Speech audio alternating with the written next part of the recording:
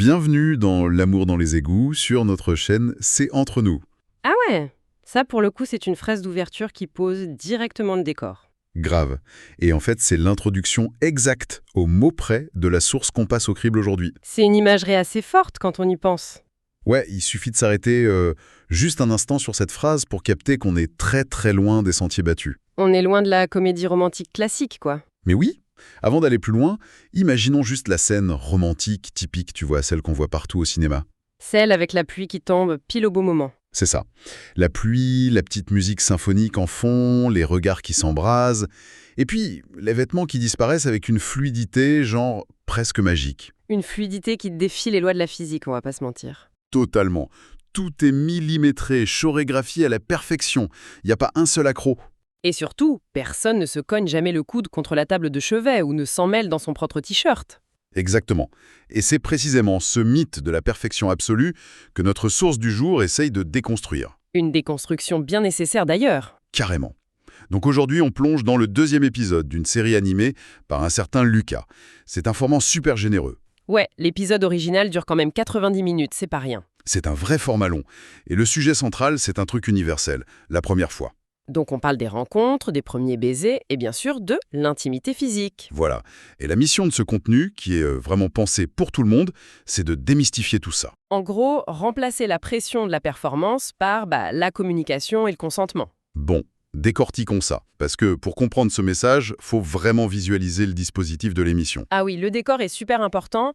Lucas, il reçoit pas du tout ses invités sur un plateau télé classique avec des gros néons. Non, c'est quoi? C'est une sorte de cave, non? C'est ça, une cave parisienne très stylisée, avec un éclairage hyper doux, très tamisé. Ouais, des tons chauds qui donnent envie de se confier. Et le son, il y a une petite musique nostalgique derrière, mais le truc le plus dingue visuellement, c'est le mur du fond. Ah, la projection. Ouais, au début, on voit des images d'égouts, froids, sombres, et par une petite animation, ces égouts se transforment en silhouettes lumineuses. Des silhouettes de couple, c'est ça?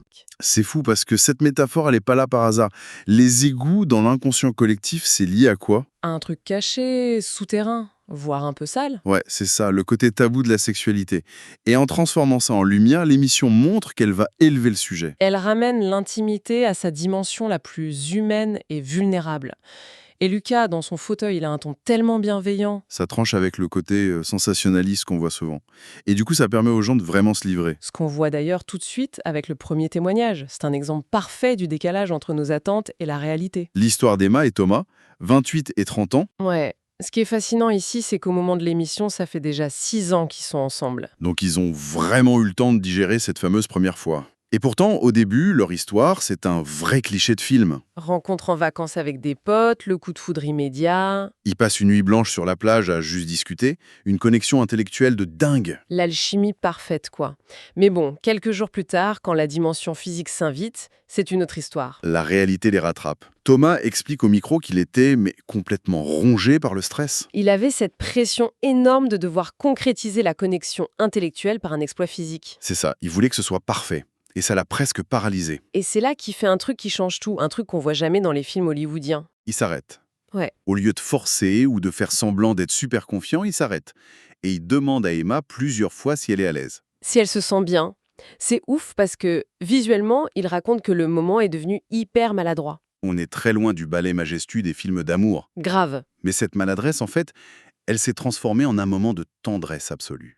Parce qu'ils ont réagi comment? Ils ont éclaté de rire. Ils ont juste ri de la situation. C'est génial. Et le rire, dans ce genre de contexte, c'est pas du tout une moquerie. C'est un mécanisme de survie psychologique. Ah ouais, genre biologiquement parlant. Totalement.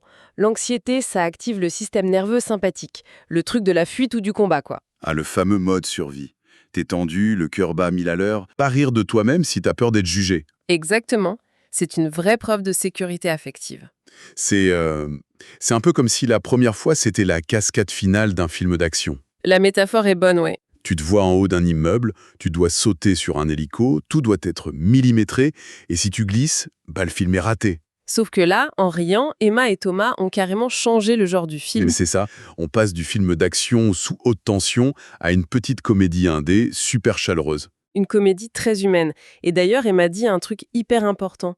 La vraie base de leur couple, elle s'est pas faite pendant l'acte. C'est vrai, elle dit que c'est venu après. Ouais, ils ont passé le reste de la nuit à discuter sans aucune pression. C'est l'acceptation de l'imperfection qui les a soudés. Mais alors, ça soulève un point intéressant. Eux, ils ont réussi à naviguer ça grâce au rire, par spontanéité. Ouais, c'est une réaction très organique. Mais qu'est-ce qui se passe quand le stress est tellement fort que tu peux même pas atteindre cette spontanéité? C'est là qu'on arrive au deuxième témoignage, qui propose une stratégie super différente. Léa et Mathieu, 22 et 24 ans, des étudiants ensemble depuis 2 ans. Au début de leur histoire, tout va bien, il y a de l'attirance, mais au lieu de laisser faire le hasard lors d'une soirée, ils décident de tout stopper. Ils gèlent complètement la partie physique, en attendant d'être, genre, à 100% prêts. Et quand le bon moment arrive, ils y vont pas à l'aveugle, ils préparent tout. Les protections, évidemment, mais surtout, ils font une vraie discussion avant. Ils parlent de leurs attentes, de leurs limites, de leurs peurs. Mathieu, par exemple, il avoue qu'il était terrifié à l'idée de décevoir. Et parce qu'il en a parlé, Léa a pu le rassurer en amont. C'est là que ça devient vraiment intéressant parce que, Parce que ça casse le côté magique. ah oui, je vais être honnête, avec notre culture, faire un briefing avant d'aller dans la chambre, ça ressemble furieusement à un comité d'entreprise. C'est vrai que vu comme ça fait très réunion de projet. Mais comment c'est possible d'organiser ça de façon quasi administrative sans tuer instantanément tout le désir? C'est une réaction normale de penser ça. On nous a tellement vendu que le romantisme, c'est le mystère absolu. La surprise totale, quoi. Mais Léa et Mathieu, ils montrent le paradoxe de la liberté par la structure. La liberté par la structure. Ok, développe ça. Imagine la charge mentale de Mathieu. Il va vivre ce moment, mais son cerveau calcule 1000 trucs. Est-ce qu'elle aime ça? Est-ce que je vais trop vite? Il est en mode gestion des risques. Exactement. Et physiologiquement, si ton cerveau gère des risques, il peut pas se concentrer sur le plaisir ou la connexion. Ah, donc en posant tout sur la table avant, ils ont juste vidé la corbeille mentale. C'est ça. En faisant leur petite réunion, ils ont construit un énorme filet de sécurité. Ils ont tué le non-dit. Le vide, ça nourrit l'angoisse. Mathieu croyait qu'il devait exceller. Léa lui a dit texto que la performance, elle s'en fichait. Et le résultat est ouf. Léa raconte qu'il y a eu des moments de gêne, mais qu'ils n'ont pas arrêté de sourire. Tu souris pas quand t'es terrorisé de faire une erreur. Leur clarté a laissé toute la place à la vraie spontanéité. C'est super clair. C'est comme le trapéziste en fait. S'il sait qu'il y a un filet géant en dessous, il va pas se crisper. Il va tenter des figures, il va kiffer le saut. La discussion, c'est le filet. Ces deux histoires convergent vers la même leçon. Et c'est ça que Lucas synthétise à la fin. Ouais, il donne ses 4 piliers pour aborder l'intimité. Une vraie petite méthode. Une méthode qui demande zéro technique, juste une façon d'être. On regarde ces piliers? Vas-y. Le premier, c'est parler avant. Lucas dit qu'un simple « est-ce que tu te sens bien ?» a un pouvoir énorme. Le deuxième, c'est ne se mettre aucune pression. La performance, on s'en fout. Le seul truc qui compte, c'est le consentement enthousiaste. Ensuite, le troisième pilier, peut-être le plus dur aujourd'hui, prendre son temps. Bah ouais, on vit dans l'urgence. Mais les câlins, la tendresse, c'est pas juste l'intro pour le plat principal. C'est déjà l'événement en soi. Et enfin, le quatrième, prendre soin l'un de l'autre après. L'aftercare, quoi. Ce moment de proximité quand la tension redescend. Alors, qu'est-ce que tout cela signifie? Comment ça transforme un simple moment en base solide pour le couple? Si l'on relie ça à une vision plus globale, c'est pas juste un tuto pour une soirée. C'est un système d'exploitation émotionnelle. Un système d'exploitation émotionnelle? Waouh, ok. Tu veux dire que ces premières fois, c'est le code source de la relation? Mais absolument. La première fois, c'est un labo miniature de tout ce qui va suivre. Donc si on communique ses doutes et qu'on déconstruit la pression maintenant, on programme la suite. C'est ça, on établit la norme, la manière dont on gère une maladresse physique aujourd'hui, ça dit comment on gérera un conflit dans 5 ans. Le coup de coude dans la table de chevet, c'est l'entraînement pour la future dispute financière. Exactement. Si le cerveau enregistre que l'honnêteté est accueillie avec tendresse, il classe l'autre dans la zone sécurité absolue. Comme Tom avec Emma ou Léa avec Mathieu. Voilà. Et plus tard, face aux vraies crises de la vie, le couple va se référer inconsciemment à ce premier système d'exploitation. Et le quatrième pilier, le soin après l'acte, ça valide ça aussi. C'est la preuve que l'autre est aimé pour lui-même, pas juste pour un échange physique de 30 minutes. En explorant ce contenu, on voit bien que le mythe de la chorégraphie parfaite, c'est une arnaque totale. La friction, le dialogue hésitant, c'est ça qui est solide. L'approche de Lucas fait un bien fou. Ouais, ça redonne le droit d'être humain quand on est le plus vulnérable. Et c'est un travail sur le long terme. D'ailleurs, Lucas tease la suite à la fin de la vidéo. Le prochain épisode, c'est parler de ses sentiments sans tabou, en couple. Une suite logique. Une fois le filet physique installé, on peut passer à la vulnérabilité des mots. C'est ça le vrai but. Mais avant de se quitter, tu voulais ajouter un dernier truc sur tout ça, non? Oui, parce que cela soulève une question importante. On parle de déconstruire la pression pour l'acte physique, Ouais.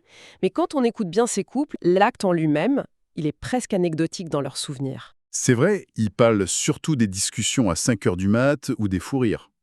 Et dans notre époque hyper filtrée, hyper calculée sur les réseaux ou les applis, on contrôle tout. On lisse nos profils au maximum. Sauf que la première fois, avec ses bruits gênants, ses peurs, ses corps maladroits, ça échappe à tout contrôle. T'as pas de filtre quand t'es nu face à quelqu'un qui t'intimide. Exactement. Et si cette première fois, si redoutée pour son imperfection, c'était le dernier espace de rébellion moderne? Oh, j'aime beaucoup ça. Le seul moment où tu dois lâcher ton avatar social pour redevenir ta vérité la plus brute. Une perspective qui donne vraiment à réfléchir sur ce qu'on cherche au fond. Être vu sans aucun filtre. C'est une super réflexion pour clôturer cette plongée dans les sources.